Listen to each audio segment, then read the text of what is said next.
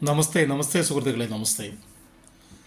ഇപ്പം നമ്മുടെ ലോകത്ത് തന്നെ നടക്കുന്ന ഏറ്റവും വിശേഷപ്പെട്ട ഒരു കാര്യമാണ് മഹാകുംഭമേള 144 വർഷങ്ങൾ കൂടുമ്പോഴാണ് മഹാകുംഭമേള നടക്കുന്നത്. 143 പറയുന്നുണ്ട്.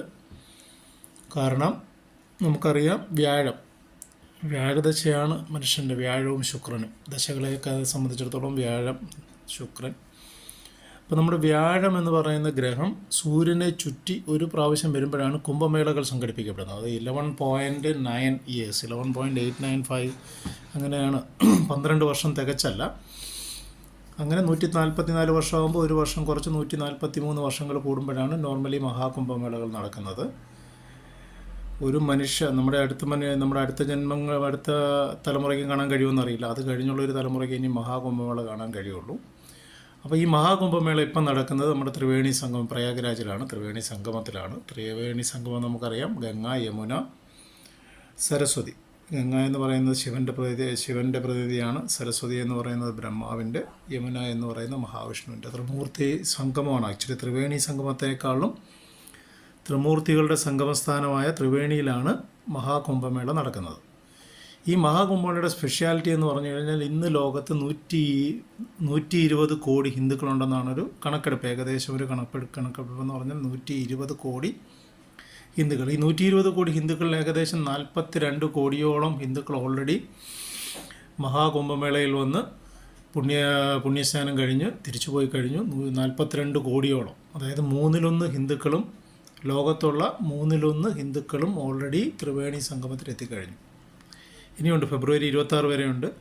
ഫെബ്രുവരി 26 എന്ന് പറയുമ്പോൾ 16 ദിവസം കൊണ്ട് നിൽക്കുന്നു. 16 ദിവസം കൊണ്ട് എന്തായാലും ഒരു 10-18 കോടി ജനങ്ങൾ, അതായത് ലോക ഹിന്ദുക്കളിൽ പകുതി ഹിന്ദുക്കൾ വന്ന് പുണ്യസ്നാനം ചെയ്യുന്ന സ്ഥലമാണ് മഹാകുംഭമേള. ഈ മഹാകുംഭമേളയുടെ സ്പെഷ്യാലിറ്റി എന്ന് പറഞ്ഞു കഴിഞ്ഞാൽ, നമുക്കറിയാം കുംഭമേളകൾ 12 വർഷം കൂടുമ്പോഴാണ്. അതിപ്പോൾ 4 നടക്കുന്നുണ്ട്. ഒന്ന് ഹരിദ്വാറിലുണ്ട്, പ്രയാഗ്രാജിലുണ്ട്, നാസിക്കിലുണ്ട്, ഉജ്ജയിനിലുണ്ട്. അത് എല്ലാ 12 വർഷവും ആവർത്തിച്ച് വരുന്നു. ഹരിദ്വാർ കഴിഞ്ഞൊരു 3 വർഷം കഴിയുമ്പോൾ പ്രയാഗ്രാജ് വരും. പ്രയാഗ്രാജ് കഴിഞ്ഞ് 2 വർഷം കഴിയുമ്പോൾ ഉജ്ജയിനി വരും. ഉജ്ജയിനി കഴിഞ്ഞ് നാസിക്ക് വരും. നാസിക്ക് കഴിഞ്ഞ് 2 വർഷം കഴിയുമ്പോൾ ഉജ്ജയിനി വരും. അങ്ങനെ എല്ലാ 12 വർഷവും കുംഭമേളകൾ റിപ്പീറ്റ് ചെയ്യപ്പെടുന്നുണ്ട്. പക്ഷേ മഹാകുംഭമേള 144 വർഷത്തിൽ ഒരിക്കൽ മാത്രമേ ഉള്ളൂ. അപ്പം ജൂപ്പിറ്റർ ഒരു സൈക്കിൾ കംപ്ലീറ്റ് ചെയ്യുന്നത് മാത്രമാണോ മഹാകുംഭമേളയുടെ സ്പെഷ്യാലിറ്റി എന്ന് നമ്മൾ ഓർക്കണം. മഹാകുംഭമേള മകരം രാശിയിലാണ് തുടങ്ങുന്നത്. മകരം രാശിയിൽ തുടങ്ങി മകരം ഒരു 10-40 ദിവസം, 45 ദിവസത്തോളം നീണ്ടു നിൽക്കുന്ന ഒരു സ്നാനകർമ്മമാണ്, അല്ലെങ്കിൽ ഒരു പുണ്യകർമ്മമാണ്. അപ്പം ജൂപ്പിറ്റർ മാത്രമല്ല അതിൻ്റെ സ്പെഷ്യാലിറ്റി. മഹാകുംഭമേളയുടെ സ്പെഷ്യാലിറ്റി എന്ന് പറഞ്ഞു കഴിഞ്ഞാൽ, സൂര്യനും ചന്ദ്രനും വ്യാഴവും ശനിയും ഉൾപ്പെടുന്ന ഗ്രഹങ്ങൾ ഒരേ അലൈൻമെൻറ്റിൽ, അല്ലെങ്കിൽ ഒരേ നേർരേഖയിൽ വരുമ്പോഴാണ് മഹാകുംഭമേളകൾ ഒരേ അലൈൻമെൻ്റ് എന്നാണ് പറയപ്പെടുന്നത്. ഒരു അലൈൻമെൻറ്റ് എന്ന് പറയുമ്പോൾ, ഒരു അലൈൻമെൻറ്റ് വരണമെങ്കിൽ അതൊരു നേർരേഖയിലായിരിക്കണം സംഗമിക്കുന്നത്. അപ്പോൾ മഹാകുംഭമേളയുടെ സ്പെഷ്യാലിറ്റി എന്ന് പറഞ്ഞു കഴിഞ്ഞാൽ, ജൂപ്പിറ്റർ, സൺ, മൂൺ, പിന്നെ ശനി, ഈ 4 ഗ്രഹങ്ങളും സൂര്യനും ഉൾപ്പെടുന്ന ആ ഒരു 4 പേരുടെ ഒരേ ലൈനിലുള്ള, ഒരേ അലൈൻമെൻറ്റിലുള്ള ഒരു ഇതുമായി ബന്ധപ്പെട്ടിട്ടാണ് മഹാകുംഭമേളകൾ നടക്കുന്നത്. ഞാനിത് പറയാനുള്ള കാര്യം, ഇത് എത്ര വർഷങ്ങൾക്ക് മുമ്പ് തന്നെ ഓൾറെഡി 1800 സംതിങ്ങിലൊരു മഹാകുംഭമേള നടന്നു കഴിഞ്ഞു. 1882 83 കൃത്യമായിട്ട് അത് കണക്കുകൾ പലയിടത്തും പല രീതിയിലാണ് പറയുന്നത്. അപ്പോൾ ഇത് എത്രയോ വർഷങ്ങൾക്ക് മുമ്പ് തന്നെ ഇവരുടെ ഒരു അലൈൻമെൻറ്റ്, നമ്മുടെ ഹിന്ദു വിശ്വാസങ്ങളുടെ ഒരു ശാസ്ത്രീയത അത് എത്രമാത്രം ഉണ്ടെന്ന് അറിയണമെങ്കിൽ ഇങ്ങനെയുള്ള കാര്യങ്ങളിലേക്ക് നമ്മൾ പോകണം. നമുക്കറിയാം, നമ്മുടെ ഓരോ ക്ഷേത്രങ്ങളുടെ ആയാലും എല്ലാത്തിൻ്റെ ആയാലും അതിൻ്റെ ഒരു കൺസ്ട്രക്ഷൻ ആസ്പെക്ട്സ് എന്ന് പറയുന്നത് ശാസ്ത്രീയതയുടെ അങ്ങേയറ്റമാണ്, ശാസ്ത്രീയതയുടെ ഏറ്റവും ടോപ്പിൽ നിൽക്കുന്നതാണ്. അപ്പോൾ മഹാകുംഭമേളയും അങ്ങനെയുള്ള ഒരു ശാസ്ത്രീയത അതിനകത്തുണ്ട്. ഒരേ അലൈൻമെൻറ്റിൽ ചന്ദ്രൻ, സൂര്യൻ, വ്യാഴം, ശനി എന്നിവ ഒരേ അലൈൻമെൻറ്റ് വരും. അപ്പോൾ അവയുടെ ഒരു ശക്തിപ്രഭാവം ഒരു പോയിന്റിലേക്ക് കോൺസെൻട്രേറ്റ് ചെയ്യപ്പെടുന്നു. അതാണ് ത്രിവേണി സംഗമം എന്ന് പറയുന്നത്. ആ ത്രിവേണി സംഗമത്തിലേക്ക് കോൺസെൻട്രേറ്റ് ചെയ്യപ്പെടുമ്പോൾ അവിടെ പോയി ആര് പോയാലും, അത് ഹിന്ദു എന്നില്ല, ക്രിസ്ത്യൻ എന്നില്ല, മുസ്ലിം എന്നില്ല, ആ ഒരു മഹാശക്തിയുടെ ഒരു പ്രഭാവം നമ്മളിലേക്ക് ഉണ്ടാകുമെന്നുള്ളതാണ്.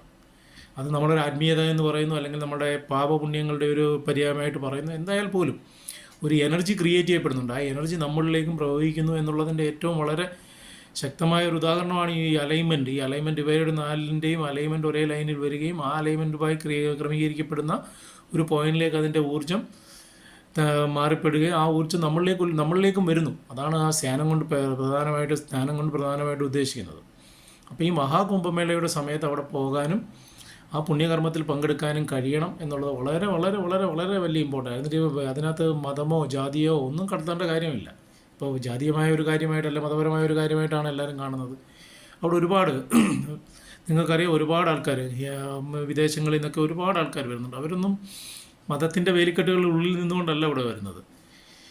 അവർക്ക് അതിൻ്റെ ഒരു വിശ്വാസം, ആ ഒരു വിശ്വാസ പ്രമാണം, ഇത്രയും കൃത്യമായ ഒരു കാര്യം പ്രവചിക്കുകയും ആ കാര്യപ്രവചനത്തിൻ്റെ ഒരു ഉത്ഭവസ്ഥാനം എന്ന് പറയുന്ന രീതിയിൽ ത്രിവേണി സംഗമത്തിൽ പോയി ആ പുണ്യനദിയിലൊന്ന് മുങ്ങി കുളിക്കുകയും ചെയ്യുന്നത് അത്രയ്ക്ക് പുണ്യമായിട്ട് എല്ലാവരും കരുതുന്നു. അതുകൊണ്ട് എൻ്റെ വിനീതമായ അഭ്യർത്ഥന, ഇനിയും ഒരു 144 വർഷങ്ങൾ കാത്തിരിക്കേണ്ടി വരും. അതായത് നമ്മുടെ അടുത്ത തലമുറയ്ക്കോ അതിൻ്റെ അടുത്ത തലമുറയ്ക്കോ കാണാൻ കഴിയുമെന്നറിയില്ല. കാത്തിരിക്കേണ്ടി വരും ഒരു മഹാകുംഭമേള കൂടെ വരാൻ. കുംഭമേളകളെല്ലാം 12 വർഷം കൂടുമ്പോഴുണ്ട്. അർത്ഥ കുംഭമേളകളുണ്ട്, 6 വർഷത്തിൽ അർത്ഥ കുംഭമേളകളുണ്ട്, 4 നടക്കുന്നുണ്ട്. പക്ഷേ മഹാകുംഭമേള അടുത്ത ഒരു ജന്മത്തിൽ പോലും നടക്കുമെന്ന് തോന്നുന്നില്ല. അടുത്ത ഒരു ജന്മത്തിൻ്റെ അതിൻ്റെ അടുത്ത ജന്മത്തിലേ നടക്കുകയുള്ളൂ. ഇനി വർഷങ്ങൾ കഴിയുന്തോറും ജന്മങ്ങളുടെ അതായത് നമ്മുടെ ഒരു മനുഷ്യൻ്റെ ഒരു ആയുസിൻ്റെ ദൈർഘ്യവും കുറഞ്ഞു വരികയാണ്. കലികാല അവസാനമാകുമ്പോഴത്തേനും മനുഷ്യായുസ് എന്ന് പറയുന്ന 25 വർഷത്തിലേക്ക് ചുരുങ്ങുമെന്നാണ് പറയുന്നത്. അങ്ങനെയാണെങ്കിൽ 5ഉം 6ഉം ജന്മങ്ങൾ കാത്തിരിക്കേണ്ടി വരും. തലമുറകൾ കാത്തിരുന്നാൽ മാത്രമേ ഒരു മഹാകുംഭമേളയിൽ പങ്കെടുക്കാൻ കഴിയുള്ളൂ, കലികാല അവസാനമൊക്കെ ആകുമ്പോൾ.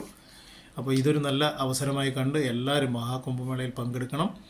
ഹിന്ദുക്കളുടെ ഒരു പ്രധാനമായ ഒരു പുണ്യമായ ഒരു ആചാരമാണ്. ഈ ആചാരത്തിൽ ഹിന്ദുവെന്നോ ക്രിസ്ത്യൻസെന്നോ മുസ്ലിംസെന്നോ അല്ല, എല്ലാവരും പങ്കെടുത്ത് ആ ഊർജ്ജത്തിൻ്റെ ഉറവിടത്തിൻ്റെ ഒരു ഭാഗമായി മാറണമെന്ന് വിനീതമായി അഭ്യർത്ഥിക്കുകയാണ്. എല്ലാവർക്കും എൻ്റെ നന്ദി, നമസ്കാരം.